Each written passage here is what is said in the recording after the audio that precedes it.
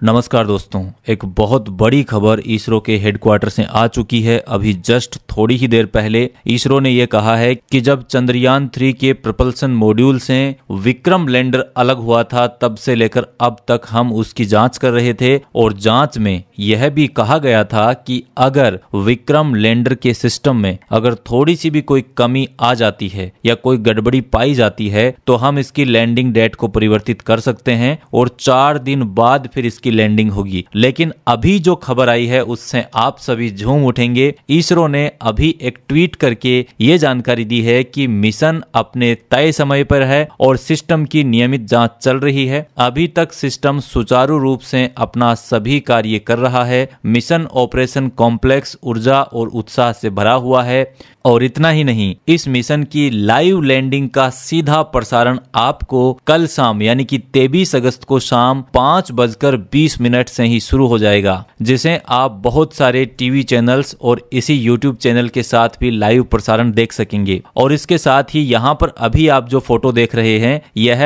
19 अगस्त को ली गई वो फोटो है जो चंद्रमा की सतह से 70 किलोमीटर, जी हाँ 70 किलोमीटर की ऊंचाई से lander position detection camera LPDC द्वारा ली गई है। LPDC फोटोज लैंडर मॉड्यूल को उसकी स्थिति निर्धारित करने में सहायता करती है। तो यह खबर इसरो के द्वारा अभी जस्ट दी गई है जो बहुत ही महत्वपूर्ण है। और मैं यहाँ पर आपको यह भी बताना चाहूंगा कि विक्रम लैंडर जैसे ही लैंड करेगा वह वहां पर लैंड करते ही बहुत सारी कलाकृतियां दिखाएगा। चंद्रयान 3 चांद की धरती पर उतरते ही एक ऐसा कारनामा करेगा जिसे सुनकर आप सभी का सीना गर्व से चौड़ा हो जाएगा और चंद्रयान 3 का यह कारनामा पूरी दुनिया के टीवी चैनल की हेडलाइन बनने वाला है। साथ ही हम आपको यह भी बताएंगे कि रूस का लूना 25 जो फेल हो चुका है उस पड़ाव से जब चंद्रयान गुजरेगा तो उसे कैसे सुरक्षित पार कर लेगा। और साथ ही हम आपको बताएंगे कि लूना 25 का मकसद क्या था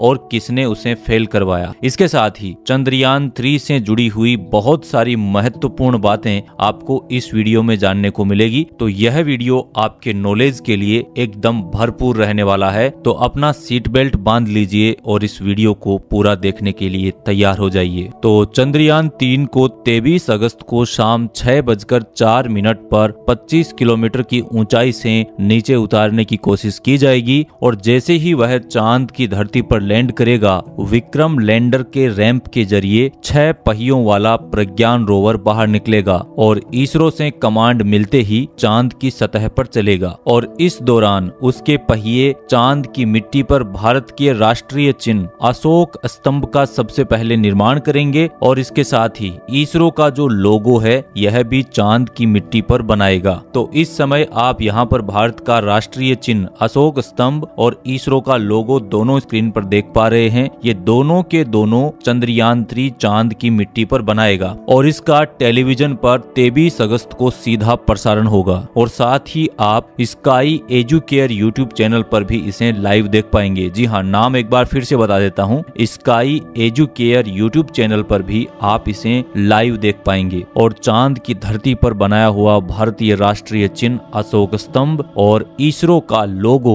हमेशा के लिए चांद की धरती पर बना रहेगा। उसे कोई मिटाने वाला नहीं होगा क्योंकि चांद पर किसी भी प्रकार का वातावरण नहीं है और ऐसे में प्रज्ञान रोवर के द्वारा बनाया गया भारतीय राष्ट्रीय चिन्ह अशोक स्तंभ और इसरो का लोगो अमर हो जाएगा। और इतना ही नहीं, चांद के दक्षिणी ध्रुव पर अपना राष्ट्रीय चिन्ह बनाने वाला पहला देश भारत बन जाएगा। और इसके बाद विक्रम लैंडर और प्रज्ञान रोवर अपने अगले 14 दिन के मिशन में जुट जाएंगे जिसकी पल पल की खबर आपको इस चैनल पर भी मिलती रहेगी। इसरो ने कहा है कि इसके आलोक में, इसके प्रकाश में देश भर के सभी स्कूल, शैक्षणिक संस्थानों, छात्रों और शिक्षकों के बीच इसे सक्रियता से प्रसारित करने के लिए आमंत्रित किया गया है तथा चंद्रयान 3 की सॉफ्ट लैंडिंग का सभी शैक्षणिक परिसरों में सीधा प्रसारण आयोजित किया जाएगा ताकि हमारे युवाओं के मन में भी इस प्रकार के अन्वेषण की भावना भी उत्पन्न हो। यहाँ पर इसरो के द्वारा यह भी कहा गया है कि यदि सब कुछ फेल हो गया तो भी विक्रम लैंडर निश्चित रूप से चांद की धरती पर लैंड करेगा। और इसी के साथ हमारा देश भारत अब चंद्रयान 3 मिशन सक्सेसफुल होते ही चांद के साउथ पोल पर उतरने वाला दुनिया का पहला देश बन जाएगा। इसरो के चेयरमैन एस सोमनाथ ने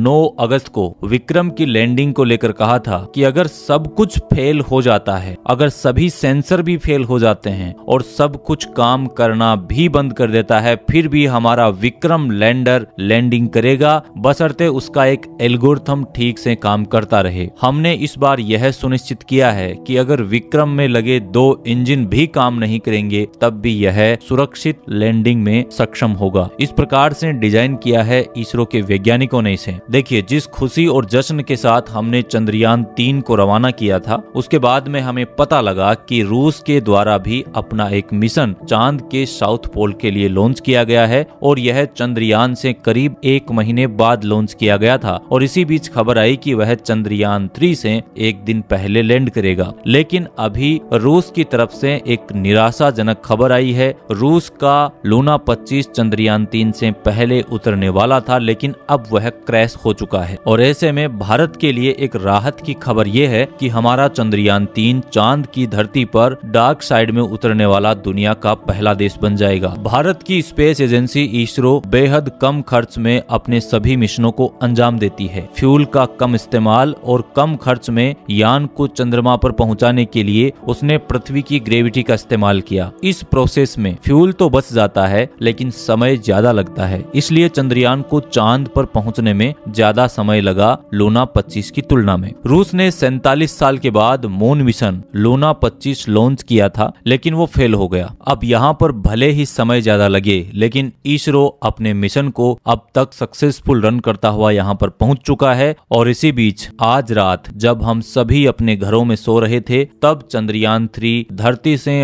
हजारों लाखों किलोमीटर दूर इतिहास रच रहा था। रविवार को रात 1:50 पर चंद्रयान 3 ने अपना फाइनल डीबूस्टिंग ऑपरेशन पूरा कर लिया है और अब चंद्रयान 3 चांद के मेजिनस यू क्रेटर के पास लैंड करेगा और इसी के साथ भारत चंद्रमा के साउथ पोल पर उतरने वाला दुनिया का पहला देश बन जाएगा। चंद्रयान 3 को 23 अगस्त को शाम 6:04 पर 25 किलोमीटर की दूरी से नीचे उतारने की कोशिश की जाएगी और जैसे ही यह चांद की धरती पर उतरेगा, विक्रम लैंडर बाहर निकलेगा और इसरो के कमांड सेंटर से कमांड मिलते ही चांद की सतह पर चलने लगेगा।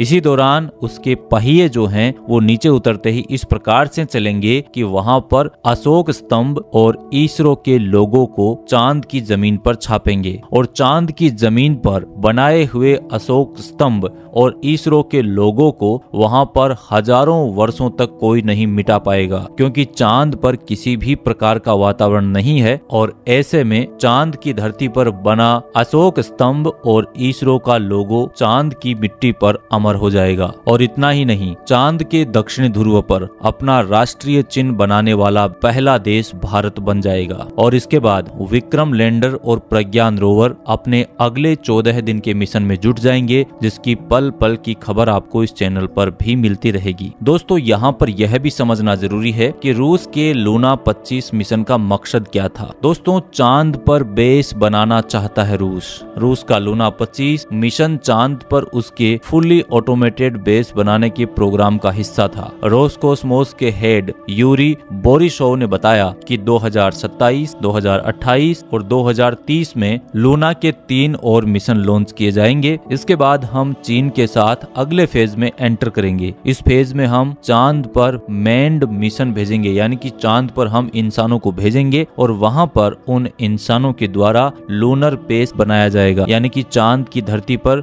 वैज्ञानिकों के वहां लंबे समय तक रहने के लिए यूं समझिए कि घर बनाए जाएंगे। देखिए, यहाँ हम यह भी समझेंगे कि रूस का लूना 25 क्रैश हुआ उस पड़ाव को चंद्रयान 3 बिना क्रैश हुए कैसे पार करेगा। रूस की स्पेस एजेंसी रोसकोसमोस ने रविवार यानी 20 अगस्त को बताया कि शनिवार शाम 5:27 पर उसका स्पेस क्राफ्ट से संपर्क टूट गया था। लूना 25 को प्री लैंडिंग कक्षा 18 किलोमीटर गुना 100 किलोमीटर की कक्षा में प्रवेश कराने के लिए भारतीय समयानुसार दोपहर 4:30 पर कमांड दिया गया था। रोसकोसमोस ने बताया कि इस दौरान इमरजेंसी कंडीशन बन गई, क्योंकि स्पेसक्राफ्ट एक्चुअल पैरामीटर के अनुसार थ्रस्टर फायर नहीं कर पाया। शुरुआती एनालिसिस के नतीजे से पता चलता है कि कैलकुलेशन से जो पैरामीटर सेट किए गए थे, उन पैरामीटर से स्पेसक्राफ्ट डिविएट हो गया। कैलकुलेटेड वैल्यू जितनी चाहिए थी उससे ज्यादा थी, उसमें थ्रस्टर ज्यादा देर तक फायर हो गए और स्पेसक्राफ्ट ऑफ डिजाइन ऑर्बिट में चला गया। ऑफ डिजाइन कक्षा में जाने के कारण लूना 25 चांद पर क्रैश हो गया। यहाँ पर आपको यह भी समझना होगा कि पिछले 7 दशकों में यानी कि पिछले 70 साल में 111 चंद्र मिशनों में से केवल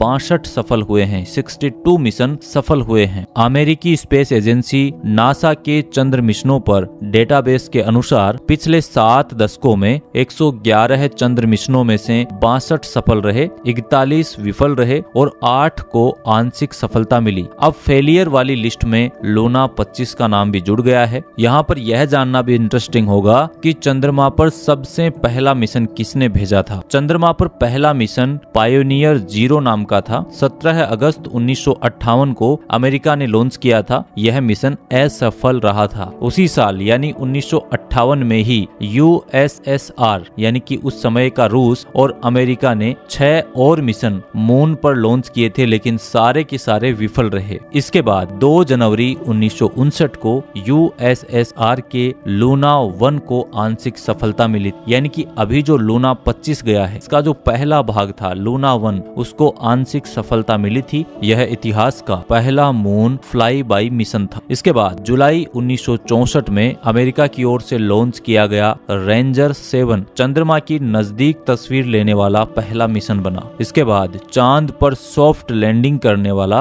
और चांद की सतह से नीचे उतरकर पहली तस्वीर लेने वाला रूस का ही लूना 9 जिसे जनवरी 1966 में USSR ने लॉन्च किया था। करीब 5 महीने के बाद मई 1966 में अमेरिका ने सर्वेयर 1 नाम से लूना 9 के समान मिशन को सफलतापूर्वक लॉन्च किया था। उसके बाद अमेरिका का सबसे ऐतिहासिक मिशन जुलाई 1969 में अपोलो 11 मिशन रहा। वह ऐतिहासिक अभियान था जिसके माध्यम से मानव ने पहली बार चंद्रमा की सतह पर कदम रखा। अपोलो 11 मिशन का नेतृत्व नील आर्मस्ट्रॉन्ग ने किया था। माइकल कॉलिंस और बज एल्ड्रिन भी नील आर्मस्ट्रॉन्ग के साथ चांद पर गए थे। खैर चलिए अब वापस आते हैं चंद्रयान 3 की तरफ। इंतजार की घड़ियां अब समाप्त होने वाली हैं और सभी अपनी कुर्सी की पेटी बांधकर चंद्रयान 3 का लाइव वीडियो देखने के लिए तैयार रहिए। उम्मीद करता हूं ये इन्फॉर्मेशन आपको जरूर पसंद आई होगी। अगर आपको ये जानकारी पसंद आई हो तो आप इस चैनल को सब्सक्राइब जरूर कर लीजिए। आप इस वीडियो को लाइक और शेयर भी कर सकते हैं। मैं मिलूंगा आपसे एक और शानदार इन्फॉर्मेशन के साथ अगले वीडियो में। तब तक के लिए नमस्कार, जय हिंद, जय भारत।